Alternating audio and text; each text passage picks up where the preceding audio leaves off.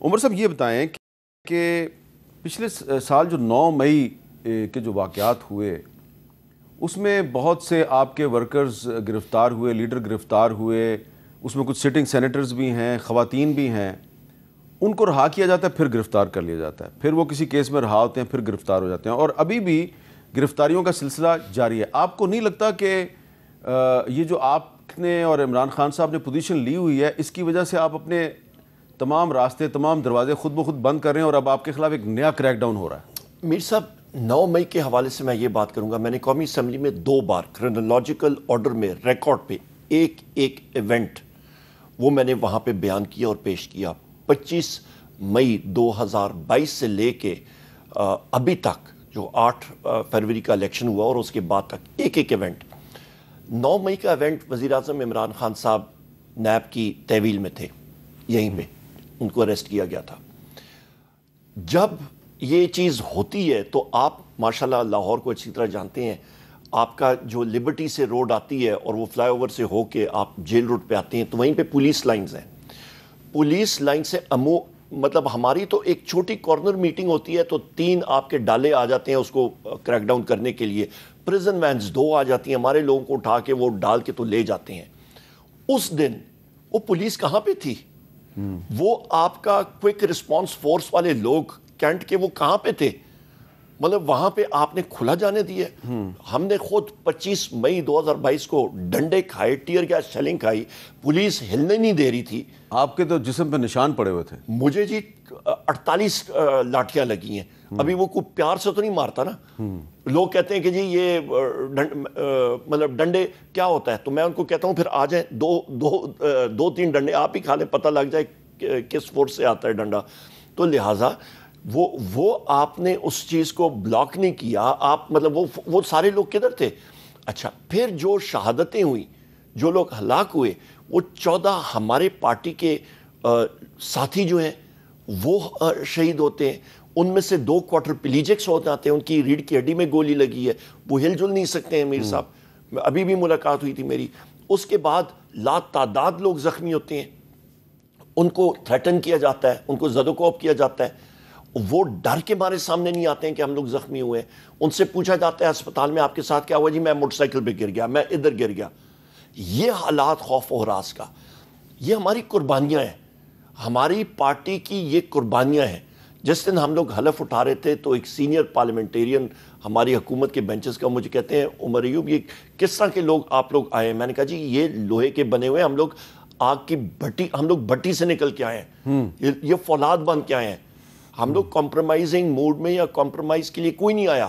اچھا تو یہ جو آپ پچھلے دنوں ایک میٹنگ تھی آپ کے گھر پہ بھی، اس میں اچکزئی صاحب بھی تھے اور اس میں اسد قیصر صاحب بھی تھے اور بھی لوگ تھے، تو وہاں پہ ہم نے یہ سنا کہ جی آپ آئین کی بالادستی کے نقطے پہ پولیٹیکل پارٹیز کو اکٹھا کرنا چاہ رہے ہیں، تو وہ جو آپ ایک اتحاد بنا رہے ہیں تحریک تحفظ آئین کے نام سے، تو کیا بجٹ کے بعد وہ تشکیل پا جائے گا؟ انشاءاللہ لگے ہوئے ہیں اس پہ، ہمارے جلسے کا شیڈیول ہم نے دیا ہوا ہے اور ہمیں یہ آرڈرز ہیں وزیر اعظم صاحب سے، عمران خان صاحب کی طرف سے کہ جی ہم نے اجازت کے ساتھ اچھے طریقے سے جلسے کرنے ہیں۔ وہ ہم لوگ کورٹ کے ذریعے، فیصل آباد کا بھی ہمیں انشاءاللہ ہم نے جو ڈی سی نے ڈکلائن کیا، اس نے اجازت نامہ نہیں دیا، کورٹ کی کنٹیمپٹ آف کورٹ۔ آپ فیصل آباد میں کب جلسہ کرنا چاہتے ہیں؟ ہم لوگ ابھی کورٹ کے ذریعے ہمیں تاریخ مل جائے گی جی انشاءاللہ بہت۔ تو آپ وہ جو تحریک تحفظ آئین کی قیادت ہے ساری کی ساری، جی ساری وہ ہے، وہ پورے ملک میں جلسے کرے گی؟ پورے ملک میں ہم نے چمن اور ہم نے پشین میں کر لیا ہے اچکزئی صاحب کے ساتھ، ہم لوگ باقی جگہوں میں، ہم لوگ اسلام آباد میں بھی انہوں نے اٹھا کے ہمیں روات میں جگہ دی، اس کو بھی ہم نے چیلنج کیا۔ روات تو آپ گجر خان یا مطلب جہلم کی حوالے سے آپ بات کر سکتے ہیں، اسلام آباد میں تو آپ کو کیا لگ رہا ہے کہ عید الاضحیٰ کے بعد پاکستان کی سیاست میں آپ کا اور آپ کے جو اتحادیوں کا کیا کردار ہوگا؟ آپ حکومت کے خلاف تحریک چلائیں گے؟ ہم لوگ اپنے جلسے کریں گے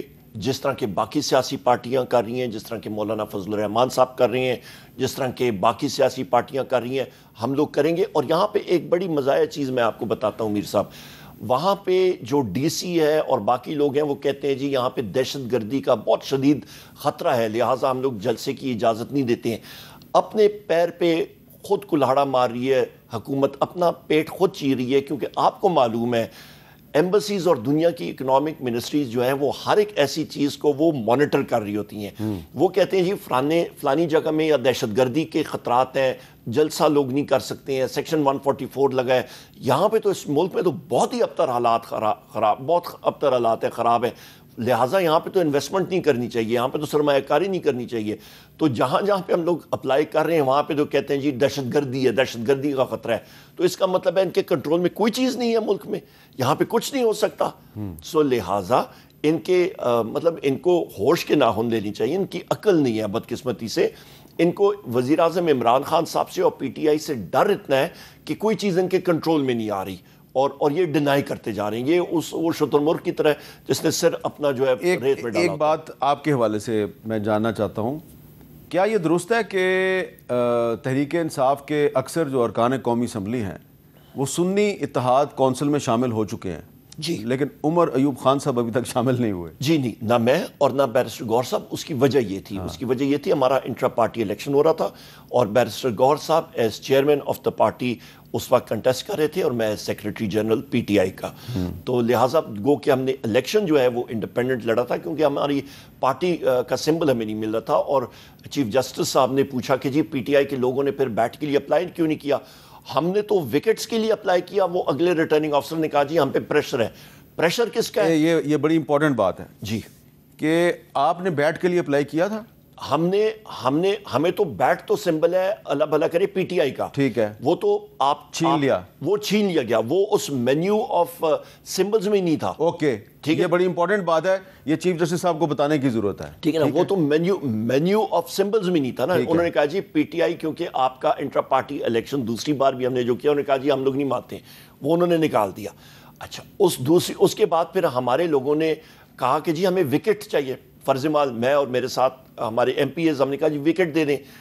انہوں نے ریٹرننگ آفیسر نے ایلوکیٹ کر کے صبح کے وقت انہوں نے کہا جی ہم پہ پریشر ہے، مہربانی کریں یہ ہم لوگ کینسل کریں گے، کچھ اور دے دیں. تو کسی کو فاختہ دے دی، مجھے لیپ ٹاپ دے دیا، کسی کو جگ دے دیا، کسی کو چارپائی دے دی. یہ حالات تھے. اچھا جی، کوئی انہوں نے کہا جی سپورٹس کے ریلیٹڈ کوئی چیز آپ کو نہیں دیں گے، نہ بال ملے گا، کچھ نہیں ملے گا، وکٹ ملے گی، کوئی نہیں، پچ نہیں ملے گی. انہوں نے کہا جی ہم نے سارا کچھ اکھاڑ دیا، آپ کا جائے مزے کریں. چلیں ویسے یہ بڑی امپورٹنٹ انفارمیشن ہے جو عمر ایوب صاحب نے دیا ہے.